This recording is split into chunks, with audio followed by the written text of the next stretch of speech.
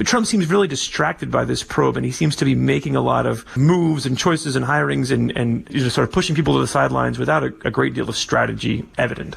There seems to be a feeling among the various reporters I've talked to that the Mueller investigation must be getting close to that red line area for Donald Trump, which is his finances, and that's been your beat. Is that your sense as well?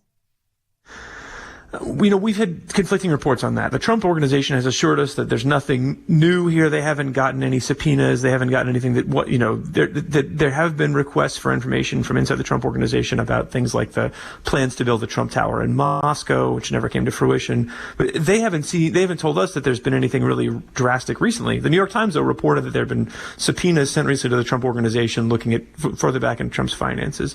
I think you're right that Trump is worried about that, and there's been a lot of speculation about how far back and how deep the Trump organization's ties to Russian money go.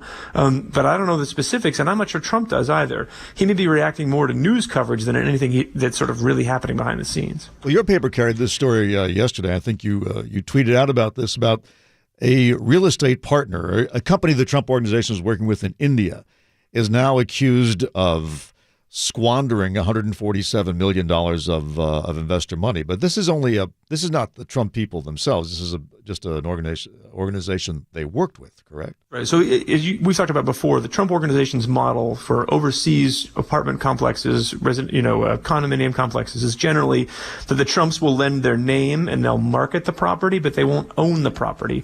And sometimes they manage the property too, sometimes they don't. In this case, you may remember a few weeks ago, Don Trump Jr. went over to India to promote this series of towers being built in Calcutta, Gurgaon, and a couple other places. And these are places that aren't owned by the Trumps. They're being developed under the Trump name by this developer. That said, they're very closely tied to this developer, and I think a lot of the sales of these condos made by the developer will enrich the Trumps. So this is an important partnership. And the Trumps have had a history of doing business with pretty shady folks in foreign countries and sort of looking the other way. And this seems to be another example of that.